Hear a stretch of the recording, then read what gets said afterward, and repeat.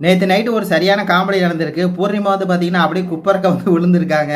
அதான் வந்து சரியான காமெடி. அப்படியே பார்த்தீங்கன்னா, அந்த இதில வந்து உட்கார்றாங்க. அந்த பீம் பேக்ல அப்படியே உட்காராம நேரா உட்கார வேண்டியது தானே. அப்படியே பார்த்தீங்கன்னா, குப்பரக்க விழுகுறாங்க. அந்த படத்த பார்த்தீங்களா?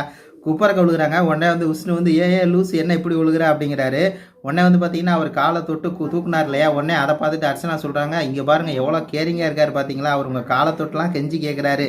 அப்படிங்கிற மாரி பார்த்தீங்கன்னா, கலாய்ச்சு விடுறாங்க. உடனே பூர்ணிமா சொல்றாங்க, "ஏங்க ஒரு ஃப்ரெண்டியா வந்து என்னைய காப்பாத்தாம என்னை வந்து கலாய்ச்சிட்டு இருக்கீங்களா? நானே கீழ விழுந்து கிடக்கிறேன்." அப்படிங்கிற மாரி சொன்ன உடனே இவங்க சொல்றாங்க, "ஏங்க நீங்க கீழ விழுந்தா காப்பாத்தன்னு தான் விஷ்ணு இருக்காரு." எல்லாம் நக்கலா பேசுறாங்க.